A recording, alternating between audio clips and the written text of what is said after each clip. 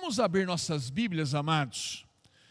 Livro de Deuteronômio, capítulo 6. Deuteronômio, capítulo 6. Dos versos 4 a 6. Deuteronômio 6, dos versos 4 a 6. Diz assim: Ouve, Israel, o Senhor nosso Deus é o único Senhor. Amarás, pois, o Senhor teu Deus, de todo o teu coração, de toda a tua alma e de toda a tua força. Estas palavras que hoje te ordeno estarão no teu coração. Tu as inculcarás. Repita comigo essa palavra. Inculcarás a teus filhos, e delas falarás assentado em tua casa, e andando pelo caminho, e ao deitar-te e ao levantar-te. Amém. Como você chamava o seu pai quando você era pequeno ou pequena?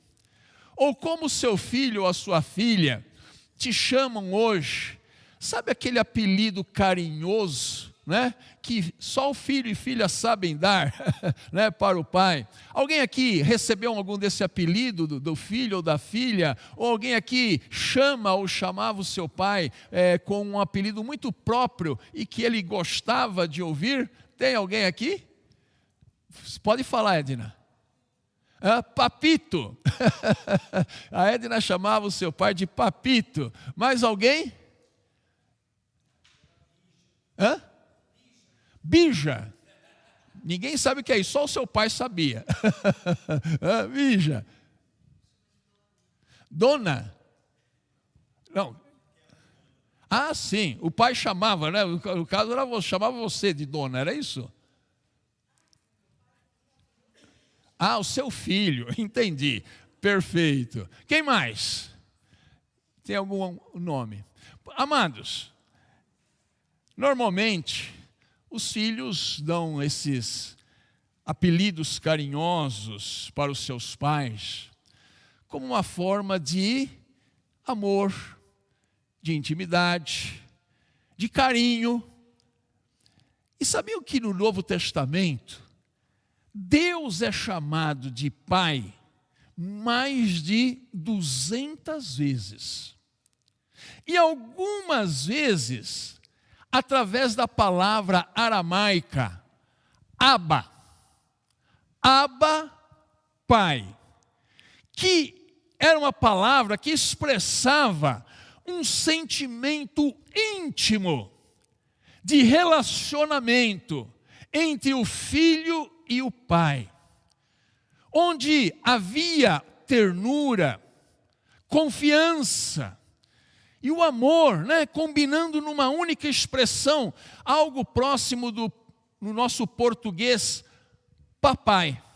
Então, Abba, ao qual muitas vezes Deus foi chamado no Novo Testamento, é para nós essa palavra carinhosa, né? Papito, papai, né? Querido. Amados, que bom a gente poder chamar a Deus de Pai. E também, amados, é muito bom ter pai, mas é melhor ainda ter um pai bom. Isto é fundamental. Sabe por quê, amados? Nós vivemos num mundo onde as crianças, muitas crianças, infelizmente, têm nascido em lares disfuncionais.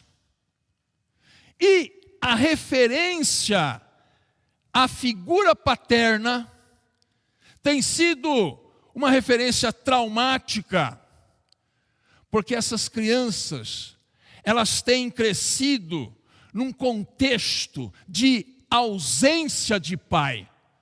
Tem o pai, mas é um pai ausente. Isto machuca. Muitas vezes essas crianças têm nascido num lar de ofensas, de vícios, de falta de carinho. E ali, então, na casa, todos sofrem. Nós sabemos, amados, eu me referi ao vício, nós sabemos que o álcool é algo tremendamente destruidor na casa onde ele entra. E eu não tenho dúvidas de que Satanás tem se valido desse mal, desse instrumento para destruir famílias, para provocar divisão no lar, para provocar tristeza. Quantas vezes nós ouvimos assim: não, olha, o meu pai é uma boa pessoa, mas quando ele bebe, ele se torna perigoso, ele se torna violento, ele se torna mau. Sim, amados, nós vivemos momentos difíceis, onde a paternidade não vive os seus melhores dias. Para a gente que conhece escolas, para a gente que conhece a sociedade, para a gente que se mantém antenado no que está acontecendo em nosso mundo, é preciso dizer com todas as letras: a paternidade não vive os seus melhores dias. Amados, no sentido bíblico, a paternidade, ela tem origem em Deus, nosso Pai. Jesus declarava e ensinava que Deus era o seu Pai. E também é o nosso Pai. Quando nós aceitamos esta direção que Cristo dá, e Ele nos ensinou uma oração maravilhosa, a oração do Pai Nosso. Pastor, por que não é meu Pai? Pai meu. Porque esta oração nos ensina a coletividade da nossa fé. Ele é meu Pai, mas também é o seu Pai. É nosso Pai. Por isso nós dizemos Pai Nosso. E portanto, quem pretende viver isolado, quem pretende viver construindo muros ao seu redor, não pode orar o Pai Nosso, porque estará mentindo. É preciso saber viver em comunidade para poder orar o Pai Nosso. É preciso estar aberto ao outro. Amados, nós estamos vivendo um mundo de tantas diferenças, de tantos muros construídos, de tantas divisões, e depois eu fico horrorizado de ver a pessoa, Pai Nosso. Não, ela está mentindo, porque primeiro eu preciso me abrir ao outro, para poder dizer Pai Nosso. Amados, nesse sentido bíblico de Pai, nós visualizamos um Deus que nos vê e que nos trata como Pai. Um Deus que nos ama, que nos ensina, que nos corrige, que nos dá direção, que não nos desampara. Um Deus que nos protege, que é o nosso provedor, que nos instrui. E nós pais, somos chamados a viver a paternidade, buscando em Deus essas qualidades. Porque se Ele nos concedeu aspectos do seu caráter, significa que eu tenho a responsabilidade de passar para os meus filhos esse caráter. Deus comissionou nós, pais, para este papel, para dar direção à família, onde o pai comunica aos seus filhos palavras de bênção e não de maldição. palavras de identidade, palavras de propósito e de destino bom, dirigido na vida dos seus filhos. Lá no Salmo 127, a Bíblia diz que os filhos são herança do Senhor. Filhos são herança do Senhor. É uma recompensa que Deus dá. Por isso, amados, pais, seus filhos são presentes de Deus. Filhos são presentes de Deus. E isso implica, amados, que os filhos são a mais importante responsabilidade que nos é confiada. Quando você olhar para os seus filhos, aprecie o que lhe foi atribuído, porque cada um é único, cada filho é único, não existe filhos iguais. Você pode ter mais 10 filhos e cada um vai ser de um jeito. Se alguém quiser fazer o teste, né? Tem aí mais 10 filhos, mais um, né? já está bom tamanho, né? Para você ver que cada um é diferente do outro. Conceda a ele, o seu filho, o seu tempo, a sua atenção, acompanhe o seu crescimento. E aproveitando com essa palavra, acompanhe o seu crescimento, nós precisamos estar muito atentos, irmãos, para ver o nosso filho crescer. Porque às vezes nós nos envolvemos tanto em nosso serviço, tanto em nosso trabalho, que quando nós vamos ver, aquela criança já cresceu, aquela criança já não é mais criança, e aí você vai pôr a mão na cabeça e dizer: eu não vi meu filho crescer. Eu tive uma experiência que me ensinou bastante, uma experiência com meu filho. Ele devia ter os seus 4, 5 anos, e uma vez cheguei do serviço, cheguei da igreja cansado, e ele estava brincando assim na sala, sobre o tapete, tinha lá alguns brinquedos, e ele disse assim: pai, brinca comigo. Ah, filho, agora não, o pai chegou agora, o pai está cansado, né? Depois. Ah, pai, brinca, vai. Aí tá bom. Eu peguei e sentei ali com ele. Passou 1 minuto e ele falou assim: pai, não precisa mais não, o senhor não está querendo brincar. Ele percebeu que eu estava ali, mas não estava ali. Ele percebeu que o pai não estava afim de brincar. Amados, depois eu fiquei pensando, né? Quantas vezes nós somos assim também com os nossos filhos? Não temos tempo para eles. Por isto, pai, acompanhe o crescimento do seu filho. Acompanhe o desenvolvimento do seu filho.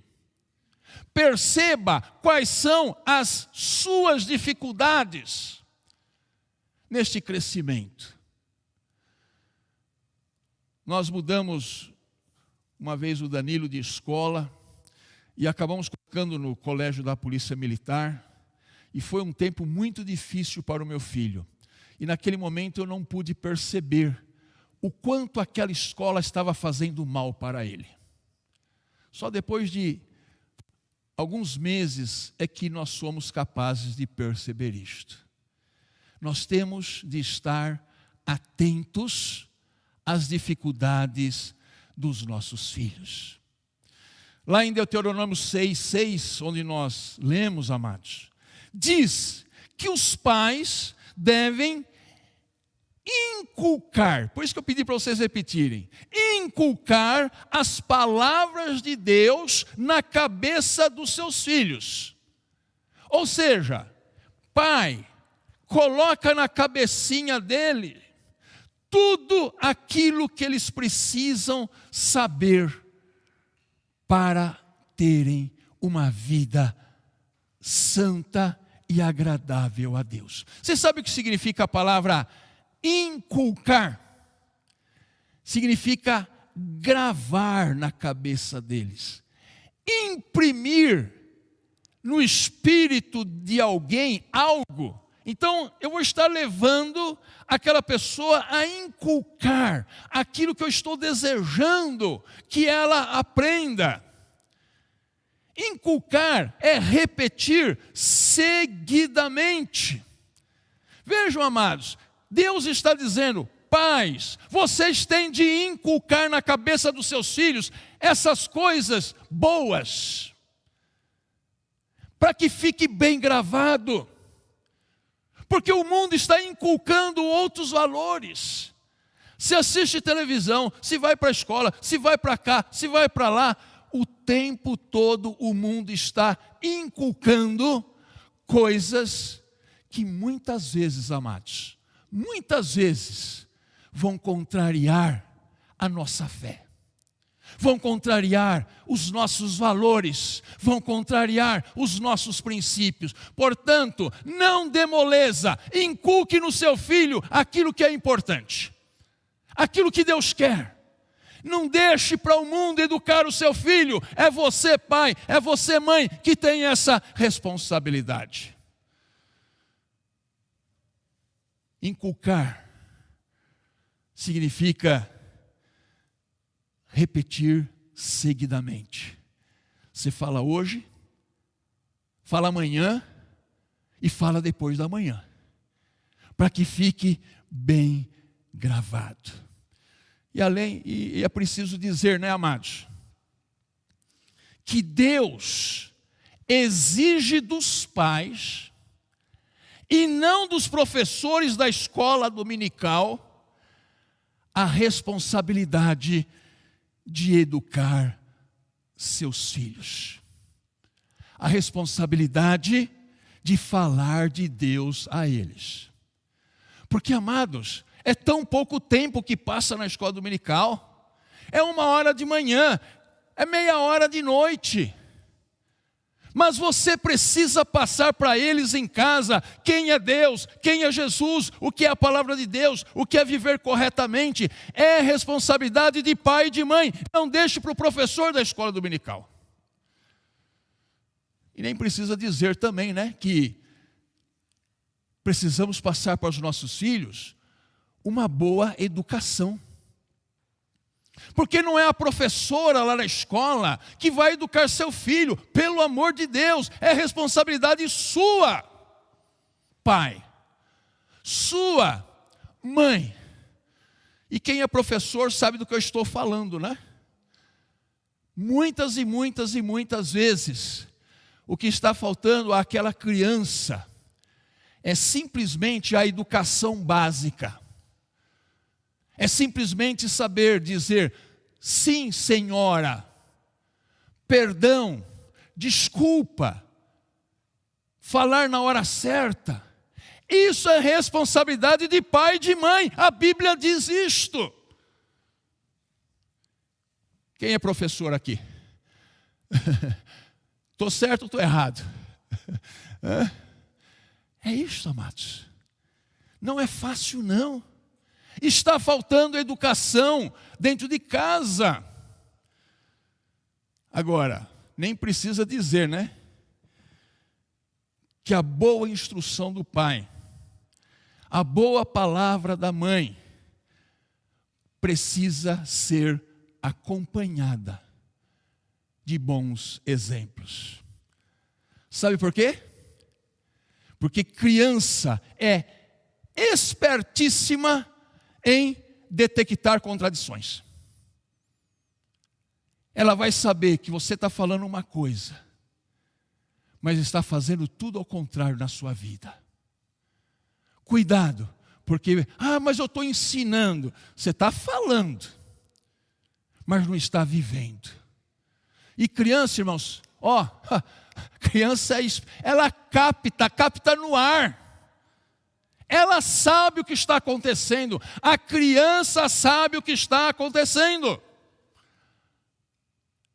Vocês viram o meu exemplo de contradição? Eu estava falando, eu vou brincar com você, mas eu não queria brincar. Ele percebeu na hora. É disso que nós estamos falando, amados. Pai, não ame apenas os seus filhos. Ame também a sua família. Ame a sua esposa. Ame o seu sogro e a sua sogra. Ame a sua parentela e a parentela da sua esposa. Está pensando que é fácil? Hã? Não é não. Você está pensando que vai casar e levar só a esposa? Não, vai levar todo mundo. Até o cunhado. Não tem jeito. Para a criança, é importante ver que a sua família se dá bem, que a sua família se ama, que a sua família se respeita. Tudo isso eu estou dizendo, amados, se você quiser fazer do modo de Deus. Se quiser fazer ao seu modo, faça, mas depois arque as consequências. Nós pais só podemos disciplinar adequadamente nossos filhos somente se primeiro nós aprendermos a ser governados por Deus. Ou seja, como você vai esperar que as manifestações de ira de suas crianças sejam manifestações controladas, se nós mesmos damos livre curso aos nossos próprios sentimentos? A gente quer que a criança não dê show. A gente quer que a criança pare com aquela birra, pare com isso, pare com aquilo.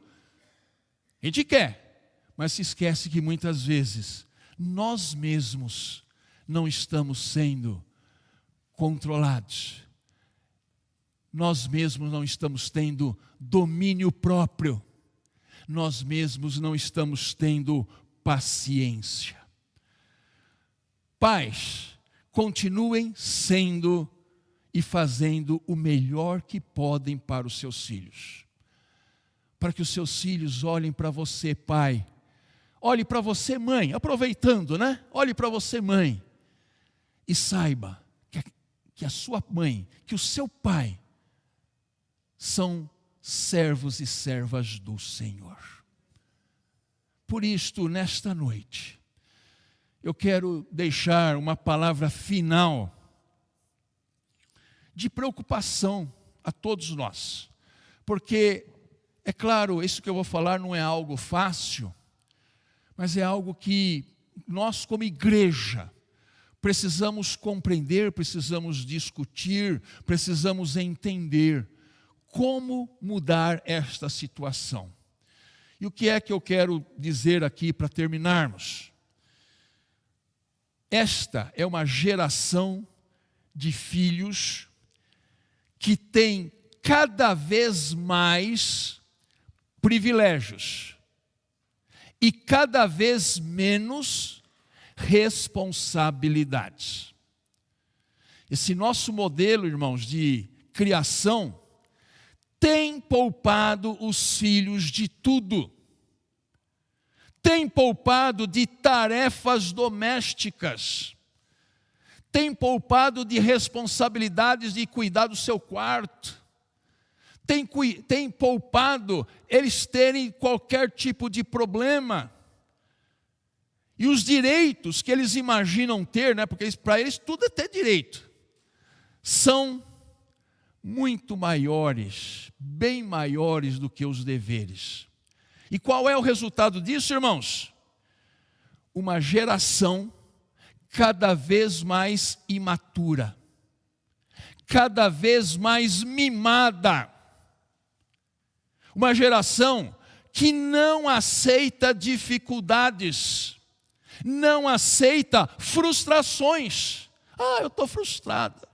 Ai, coitado, coitado. O pai e mãe toda hora quer evitar que o filho tenha frustração. Pelo amor de Deus, isso não existe. É impossível.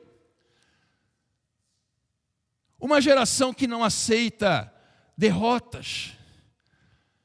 E todas essas coisas são necessárias para o processo de maturidade. Não tem jeito. Se você quer que o seu filho amadureça, é necessário passar por estas coisas. Nem sempre eu, enquanto pai, nem sempre você, enquanto mãe, vai poder livrar os seus filhos de ter decepções. Ele vai ter, aliás, ele precisa ter. A criança, quem é psicólogo sabe que quando a criança nasce, até uma determinada idade, ela vive pelo princípio do prazer. E o que é o princípio do prazer? Ela não suporta privação de nada. Vai explicar para um bebê de 6 meses, que está berrando de fome, filho, você tem que ter paciência. Ele não sabe o que é isto. Ele quer o leite. Este é o princípio do prazer, está certo dentro daquela idade. Agora, tem 6 anos, tem 8 anos. Filho, a comida não está pronta, faz um berreiro, um escarcéu, aquela coisa toda.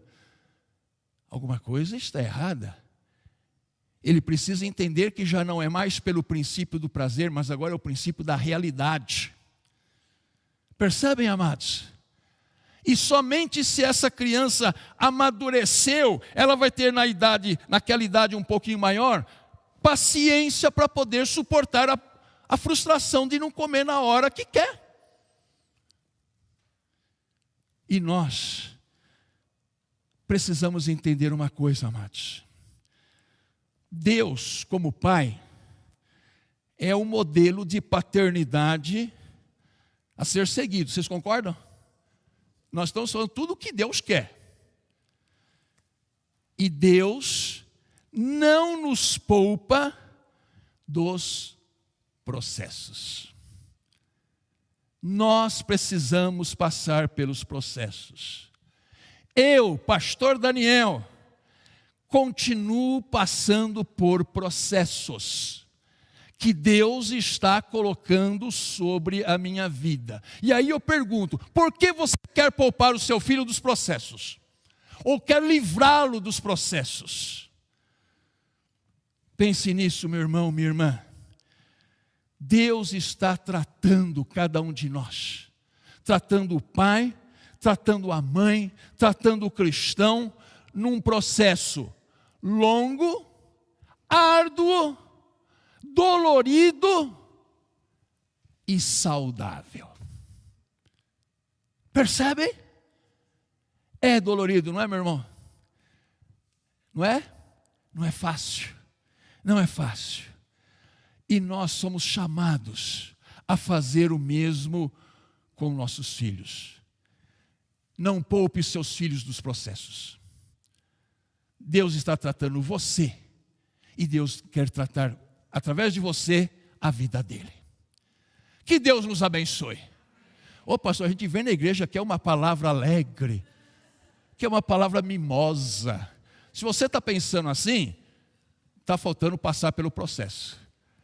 Que a vida do cristão não é uma vida de prazer completo e seguido a toda hora. Deus está tratando cada um de nós e nos dando capacidade para tratar nossos filhos. Lá na frente eles vão agradecer. Agora não, agora eles vão reclamar. Eles vão reclamar. Que pai chato. Que mãe chata. Aliás, é o seguinte, vamos tirar desse processo a chatice do pai e da mãe, tá? Por favor. Vamos tirar. Né? Porque a chatice não é para entrar nesse processo, não. Né? É para entrar o bom humor, a alegria, a camaradagem, né? A amizade, o companheirismo, né? Chatice não, por favor. Que Deus nos ajude nesse processo. Amém? Amém.